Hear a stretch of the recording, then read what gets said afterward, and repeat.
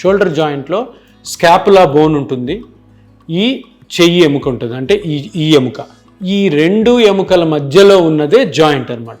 ఈ జాయింట్ని కవర్ చేస్తూ 4 మజిల్స్ ఉంటాయి. ముందు మజిల్ ఏమో సబ్స్కాపులారిస్, పైన మజిల్ సుప్రాస్పైనటస్, వెనకాల ఒక 2 మజిల్స్ ఉంటాయి. అవి ఈ జాయింట్ని ప్రొటెక్ట్ చేస్తుంటాయి, కాపాడుతాయి.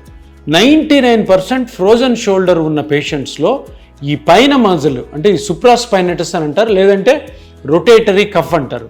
ఈ మజిల్ క్రాక్ అవడం వల్ల మీకు మజిల్ నుంచి నొప్పి వస్తుంది. ఆ నొప్పి అలాగే కంటిన్యూ అయ్యి ఫ్రోజన్ షోల్డర్ అవుతుంది.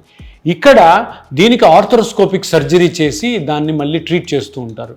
ఆర్థరోస్కోపిక్ సర్జరీ ఎట్టి పరిస్థితుల్లో అవసరం లేదు. ఎందుకంటే ఇప్పుడు వచ్చిన కొత్త ట్రీట్మెంట్ తోటి ఈ మజిల్ ఏదైతే కట్ అయిందో, సుప్రాస్పైనటస్ ఆర్ రొటేటరీ కఫ్ అన్న మజిల్ ఏదైతే కట్ అయిందో దాన్ని మీ రక్తంలోని కణాలతోనే మళ్ళీ కంప్లీట్గా నార్మల్గా పునరుత్పత్తి చేయొచ్చు. ఇది కొత్త ట్రీట్మెంట్. దీని ద్వారా ఎటువంటి మీకు షోల్డర్ మీద ఆపరేషన్ అవసరం లేకుండా చిన్న ఇంజెక్షన్తో కంప్లీట్గా దీన్ని క్యూర్ చేసి మీ షోల్డరు కంప్లీట్గా మళ్ళీ నొప్పి లేకుండా మొత్తం రేంజ్ ఆఫ్ మోషన్ వచ్చేటట్టు చేయగలిగే అద్భుతమైనటువంటి ట్రీట్మెంటే ఈ పిఆర్పి ట్రీట్మెంట్. ఈ ఇపియాన్లో మాత్రమే చేస్తారు. మీకు ఎప్పుడు ఫ్రోజన్ షోల్డర్ ఉన్నా కానీ, మీకు ఎవరు తెలుసున్నారు కానీ తప్పకుండా ఇపియాన్కి ఈ పేషెంట్స్ని పంపించండి.